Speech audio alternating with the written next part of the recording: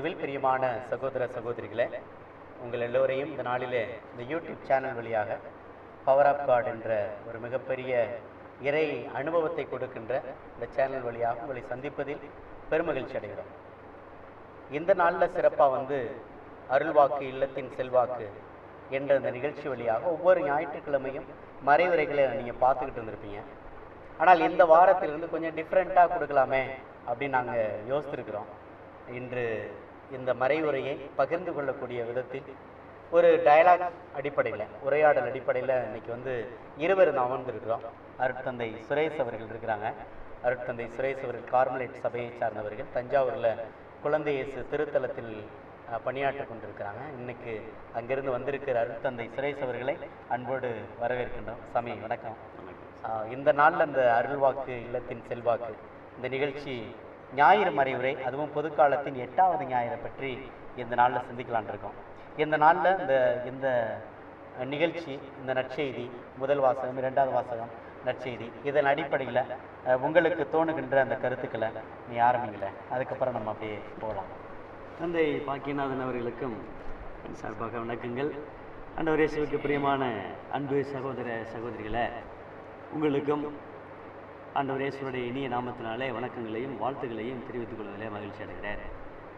அருமையான ஒரு புது முயற்சியை இந்த பவர் ஆஃப் காட் யூடியூப் சார்பாக எடுப்பதிலே நான் மகிழ்ச்சி அடைகிறேன். அவருடைய ஒருங்கிணைப்பாளருக்கு என்னுடைய வாழ்த்துக்களையும் தெரிவித்துக் கொள்கிறேன். ஆண்டினுடைய பொது காலம் இந்த 8வது ஞாயிறு இறை வார்த்தைகளை எல்லாம் நாம் சிந்திக்கிற பொழுது எனக்கு மனசில் ஒரு அருமையான ஒரு சிந்தனை தோன்றுகிறது. என்ன சிந்தனை அப்படின்னா, தன்னிலை உணர்தல். எவன் ஒருத்தன் தன்னை உணர்கிறானோ அவன் தான் தன்னை முழுமையாக வெளிப்படுத்த முடியும் என்பது யதார்த்தமாக இருக்கிறது. தன்னை உணராதவன், தன்னை அறியாதவன், தன்னுடைய ஆளுமையை புரிந்து கொள்ளாதவன், தனக்கு இருக்கக்கூடிய சக்தி என்ன என்பதை புரிந்து கொள்ளாதவன், தன்னுடைய நிறை குறைகளை உணராதவன் ஒருபோதும் தன்னை முழுமையாக வெளிப்படுத்த முடியாது என்பதுதான் உண்மை. ஆக யார் ஒருவன் தன்னை முழுமையாக உணர்கிறார்களோ அவர்கள் தன்னை வெளிப்படுத்த முடியும். அதன் அடிப்படையில் இந்த நற்செய்தியும் இந்த முதல் வாசகமும் 2ஆம் வாசகங்களும் இந்த கருத்தை இன்னும் ஆழமாக நமக்கு எடுத்துரைப்பதை பார்க்கலாம். தொடக்கமாக ஒரு சின்ன ஒரு நிகழ்வை உங்களோட பகிர்ந்து கொள்ளலாம் என்று நினைக்கிறேன். இடுக்கன் என்று சொல்லக்கூடிய ஒரு சிறிய ஒரு குறும்படம், 12 நிமிடங்கள் ஓடக்கூடிய ஒரு குறும்படம், மிக அருமையான காரியங்களை நமக்கு உணர்த்தக்கூடியது. என்ன அப்படின்னா, ஒரு நல்ல உடல் கட்டு வாய்ந்த ஒரு பெரிய மனிதன், நல்லா உழைக்கலாம், சம்பாதிக்கலாம், என்ன செய்யறான், உட்கார்ந்துட்டு ரோட்டு ஓரத்தில் பிச்சை எடுக்கிறான். இன்னொரு மனிதர், அவரை விட முதிர்ந்த ஒரு மனிதர், தள்ளாடக்கூடிய ஒரு சூழல், அவரால் உண்மையிலே உழைக்க முடியாது, ஆனாலும் நேர்மையாக உழைச்சி சம்பாதிக்கணும் என்று நினைக்கக்கூடிய அந்த ஒரு மனிதர் தள்ளாடி உட்கார்ந்து தேங்காய் வியாபாரம் பண்ணிட்டு இருக்காங்க. ஒரு ஆலயத்திற்கு முன்னாடி 2 பேரும் உட்கார்ந்துட்டு இருக்கிறாங்க. உழைக்க முடியாதவர் தேங்காய் வியாபாரம் பண்ணி உழைக்கணும்னு நினைக்கிறாரு, உழைக்க முடிகிறவர் உட்கார்ந்துட்டு பிச்சை எடுத்துட்டு இருக்கிறார். அப்படி அந்த குறும்படமானது போயிட்டு இருக்குது. இல்லை 2 விதமான காரியத்தை சொல்றாங்க. ஒன்று என்ன அப்படின்னா, இது இன்றைய நற்செய்தியோட ஒத்துப்போகாத ஒன்று இருந்தாலும், இன்றைக்கு யாரெல்லாம் ஏச்சு பிழைக்கணும் அப்படின்னு நினைக்கிறானோ அவனுக்கு இந்த சமுதாயம் உதவுகிறது, ஒத்துழைப்பு கொடுக்கிறது, அவனை உற்சாகப்படுத்துகிறது. யாரெல்லாம் உண்மையிலேயே உழைச்சி சாப்பிடணும்னு நினைக்கிறாங்களோ, யாரெல்லாம் நேர்மையாக இருக்கணும்னு நினைக்கிறாங்களோ அவங்களை சமுதாயம் உதாசீனப்படுத்துகிறது. இதுதான் அவங்க சொல்லக்கூடிய முதல் செய்தி.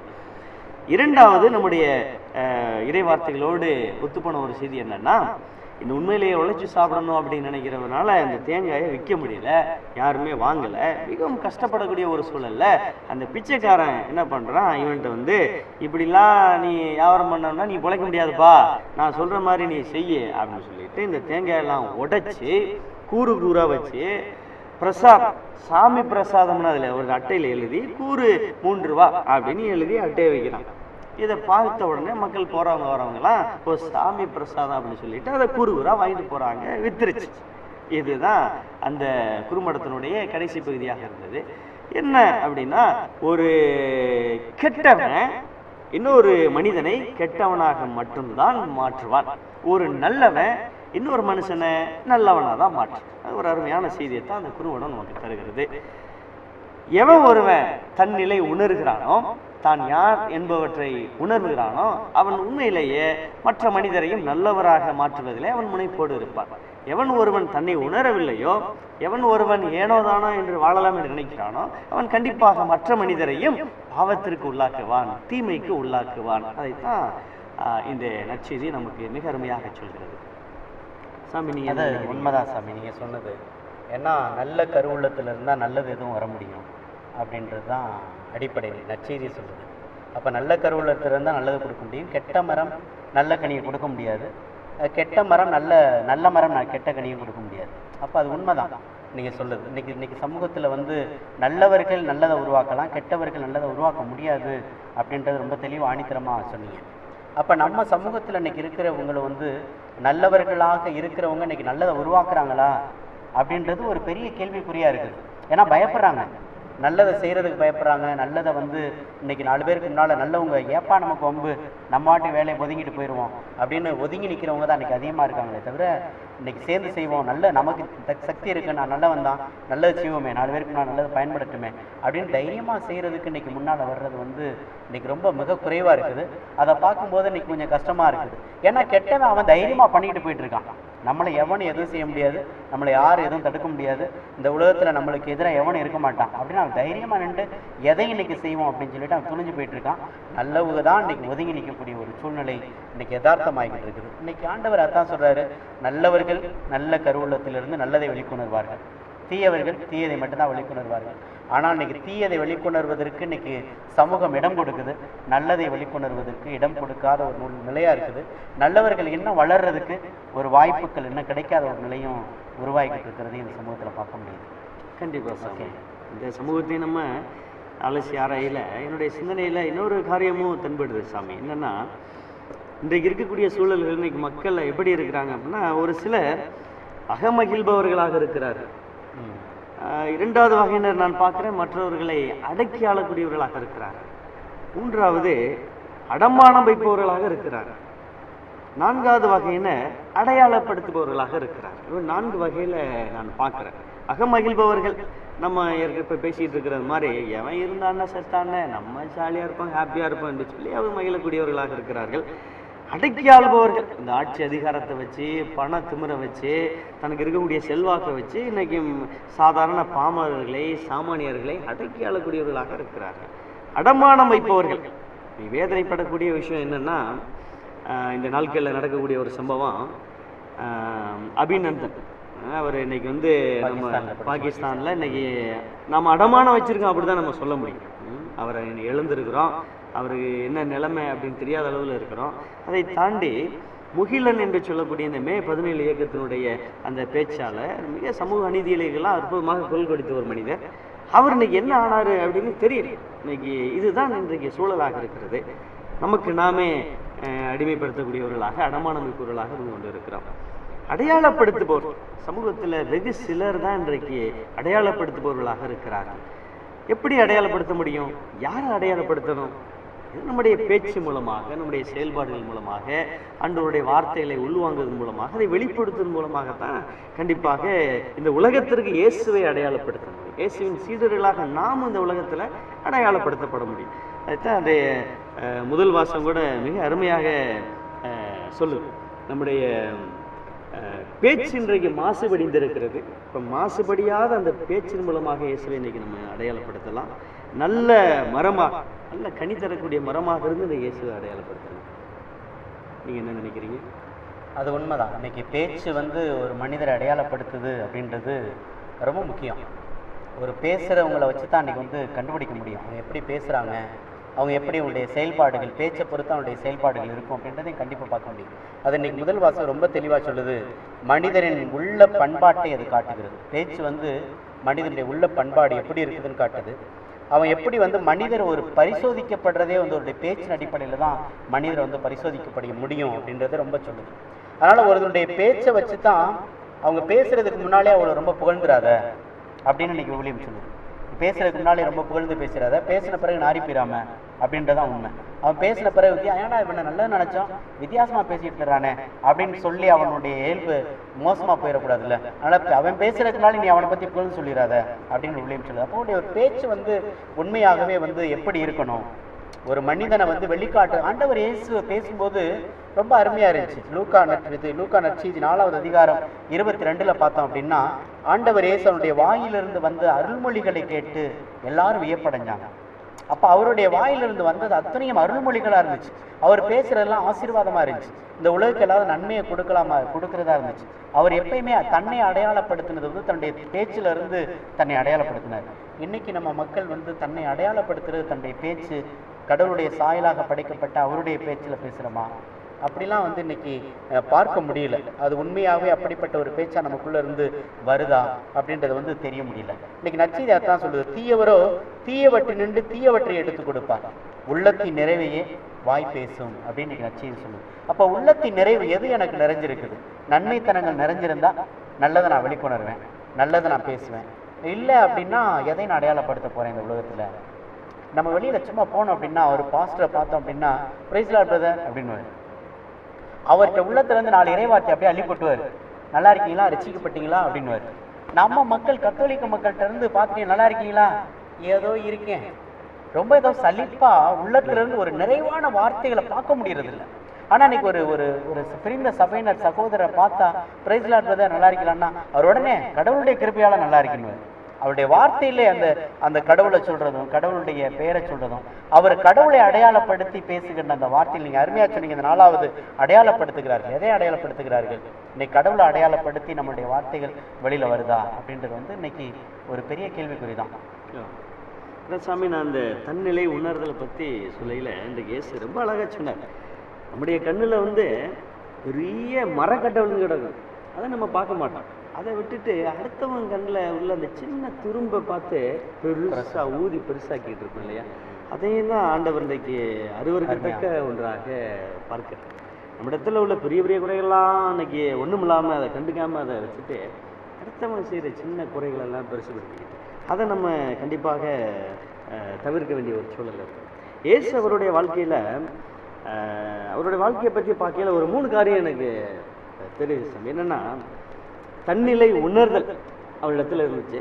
2வது தன்னை பகிர்தல் அப்படிங்கிற ஒரு அடுத்த கட்ட நிலைக்கு அவர் போனார்.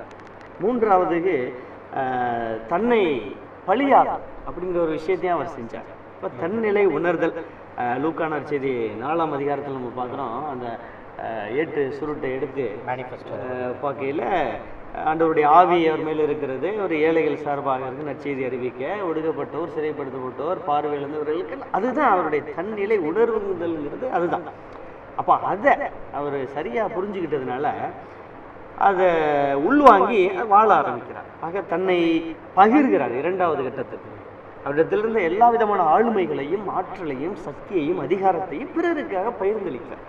இன்னைக்கு எல்லாத்துக்குமே அதிகாரங்கள் இருக்கின்றன, பணபலங்கள் இருக்கின்றன, ஆள்பலங்கள் இருக்கின்றன. இவை எல்லாவற்றையும் வைத்து இன்றைக்கு மக்களை ஏற்கனவே சொன்னது போல அடக்கியாலதான் நம்ம வைக்கிறோம் ஒழிய ஆண்டவர் இயேசுவை போல மற்றவர்கள் வாழ்வு பெறுவதற்காக நம்ம அதை பயன்படுத்துகிறோமா அப்படின்னா அது மிகப்பெரிய ஒரு கேள்வியாக. இயேசுனுடைய வாழ்க்கையில அதை செஞ்சார், தன்னை அவர் பகிர்ந்தார். அதுக்கு மேல 3வது ஒரு காரியம், தானே பலியானார். அதுதான் ஆண்டவருடைய அந்த உச்சகட்டமான அன்பினுடைய வெளிப்பாடாக தான் நான் பார்க்குறேன். கல்வாரி மலையில் நம்முடைய பாவங்களுக்காக, நம்முடைய குற்றங்குறைகளுக்காக, நாம் பேசக்கூடிய அந்த கெட்ட வார்த்தைகளுக்காக, நயவஞ்சகங்களுக்காக, நாம் கொண்டிருக்கக்கூடிய இந்த காழ்ப்புணர்ச்சிகளுக்காக, போட்டி பொறாமைகளுக்காக அவர் இன்றைக்கு ரத்தம் செய்கிறார். அதன் மூலமாகத்தான் இன்றைக்கு நாம் மீட்படைந்திருக்கிறோம், நாம் மகிழ்ந்திருக்கிறோம். ஆக அவரை இன்றைக்கு அடையாளப்படுத்தணும் அப்படின்னா நாம் சிந்தனை மாற்றம் பெற வேண்டும். கண்டிப்பாக அதிலிருந்து புறப்படுகிற அந்த வார்த்தை மாற்றங்களை, இறைவனுடைய வார்த்தையை சொல்லக்கூடிய அந்த ஒரு மாற்றம் பெற வேண்டும். பிறகு நம்முடைய செயல்பாடுகளிலே ஒரு உள்ளார்ந்த ஒரு மாற்றம் பெற வேண்டும். அதுதான் உண்மையான ஒரு கிறிஸ்தவ விழும்பியம் நிறைந்த ஒரு வாழ்வாக இருக்கிறது. கண்டிப்பா அது வந்து எந்த மாற்றமும் இல்லை. ஏன்னா அது வந்து தன்னிலை உணராத ஒரு வாழ்க்கை வந்து இன்னைக்கு வந்து பிறரை ஈஸியாக சுட்டி காட்டிடலாம். அவர் குற்றமாக இருக்கிறாரு, அவர் இப்படி செய்கிறாரு, இந்த தவறு பண்ணுறாரு, அவரால் தான் நான் அப்படி இருக்கிறேன். இன்றைக்கி வந்து யதார்த்தமாக இன்றைக்கி உலகத்தில் வந்து அடுத்தவங்களை சுட்டி காட்டுறது சர்வசாதாரணமாக போயிடுச்சு மனிதர்கள் மத்தியில். ஆனால் தான் இப்படி இருக்கிறேனே, அதே காரியத்தை நான் பண்ணிக்கிட்டு இருக்கிறேனே அப்படின்னு சொல்லி ஒரு நேரம் ஃபீல் பண்ணுறது மாதிரி யாரும் அப்படி தெரியல. இப்போ நானே அப்படி ஃபீல் பண்ணேன் அப்படின்னு சொன்னால் ஒரு பெரிய மாற்றம் நமக்குள்ளே கண்டிப்பாக வரும். ஆனால் அப்படி ஃபீல் பண்ணி இன்றைக்கி ஒரு பெரிய மாற்றம் தனக்குள்ளே கொண்டு வரக்கூடிய அந்த மாற்றத்தை இன்றைக்கி வந்து யாரும் செய்கிறதில்ல, அது ஆண்டவர் தான் வந்து செய்ய முடியும். அதனால தான் அவர் ஆண்டவர்னு சொல்கிறோம் இன்னைக்கு. இல்லைன்னா நம்ம வாழ்க்கையில் அப்படி செய்ய முடியலையே. இன்னைக்கு நம்ம எல்லாரும் பிறரை தான் குற்றம் சொல்கிறோம். அவன் அப்படி செய்கிறான் அப்படி செய்கிறான், பிறர் தன்னுடைய கண்ணில் இருக்கின்ற மரக்கட்டி எடுக்காது, பிறரை பற்றி தான் அன்றைக்கி நம்ம வந்து ஈஸியாக குற்றம் சுமத்துறோம். அது இல்லை. ஆனால் ஆண்டவர் நம்மளுடைய பாவத்துக்காக, நம்மளுடைய துன்பத்துக்காக, நம்மளுடைய அவமானத்துக்காக, நம்ம வாழ்க்கையில் படுற வேதனைக்காக, இகழ்ச்சிக்காக, நம்ம பேசுகிற பேச்சுக்காக, தேவையற்ற செயலுக்காக, அத்தனைக்காகவும் தன்னை பலியானது வந்து தன்னை உணர்ந்து அவரை மட்டும் உணர்ந்து இல்லை, இந்த சமூகத்தையும் உணர்ந்து இப்படி இருக்கிறானுங்களே இவங்களுக்காக யார் வர முடியும் அப்படின்னு தன்னையே இறுதி கட்டமாக அந்த பலியை ஒப்பு கொடுத்தது வந்து தட்ஸ் கிரேட் கிஃப்ட். நமக்கு அது வந்து ஒரு பெரிய கொடை. அவரை வந்து நாம் வந்து ஒரு கடவுளாக நினைத்து பார்க்கிறது வந்து இன்னைக்கு ஒரு பெரிய ஒரு பிளெஸ்ஸிங் நமக்கு. ஸோ இந்த சண்டே இப்படிப்பட்ட ஒரு ஆசீர்வாதங்களை கடவுள் இன்னைக்கு நமக்கு மக்களுக்கு கொடுக்குறாரு அப்படின்னா, அதே ஆசீர்வாதத்தை கடவுள் எதை நினைச்சிருந்தாரோ, அவர் தன்னை எதை முன்னிலைப்படுத்தினாரோ அதே போல முன்னிலைப்படுத்துவதும், அவர் யாரை அடையாளப்படுத்தினாரோ அவரை அடையாளப்படுத்துவதும், அவர் எப்படி தன்னிலை உணர்ந்து இந்த உலகத்துல வந்து பிறருக்காக பலியான ஒரு நிகழ்ச்சியை போல இன்னைக்கு நாமளும் தன்னிலை உணர்ந்து பிறருக்காக தன்னை பலியா ஒப்பு கொடுக்கிற ஒரு நிலைக்கு உருவாக்குறதும், அப்படிப்பட்ட காரியங்கள் நாமளும் செய்ய ஆரம்பிச்சோம்னா கண்டிப்பா கடவுளுடைய பிள்ளையை அந்த உலகத்துல வாழ முடியும் அப்படின்னு நினைக்கிறேன். கண்டிப்பாக இணைந்து ஜெபிப்போம். இந்த பவர் ஆஃப் காட் யூடியூப் சேனலை ஒவ்வொரு வாரமும் கண்டு பயன்பெறுகிற அத்துணை பயனாளிகளுக்காக நாம் சிறிது நேரம் வேண்டுவோம். ஆண்டவர் நிறைவான ஆசீர்வாதங்களை அவர்களுக்கு கொடுக்க வேண்டும். கண்டிப்பாக இன்றைக்கு நாம் சிந்தித்த இந்த இறை வார்த்தையை மையப்படுத்தி நாமும் நம்மை உணர்ந்து ஆண்டவர் இயேசுவை போல நம்மை பிறரோடு பகிர்ந்து நம்மிடம் உள்ளதை, நம்மிடம் உள்ளவற்றை, நம்முடைய உள்ளத்தை இருப்பது எல்லாவற்றையுமே பிறருக்காக என்று பகிர்ந்து ஆண்டவரை போல முடிந்தவர்கள் தன்னையே பலியாக்கக்கூடிய ஒரு நிலைக்கு கூட நம்ம வரலாம் அப்படிங்கிறத மையப்படுத்தி நாம் வேண்டுவோம். தாயும் தந்தையுமான அன்பு இறைவா, இது ஆண்டினுடைய பொது காலம் இந்த 8வது ஞாயிறு வழிபாட்டை சிறப்பிக்கிற அத்துணை பிள்ளைகளையும் ஆண்டவர் ஆசீர்வதிக்கும்படியாக வேண்டுகிறோம். நாங்கள் ஒவ்வொருவருமே உமது அன்பின் கருவிகளாக நாங்கள் மாற வேண்டும். உம்முடைய வார்த்தைகள் எங்களுடைய வார்த்தைகளாக மாற வேண்டும். உம்முடைய சிந்தனை எங்களுடைய சிந்தனைகளாக மாற வேண்டும். உம்முடைய செயல்பாடுகள் எங்களுடைய செயல்பாடுகளாக மாற வேண்டும்.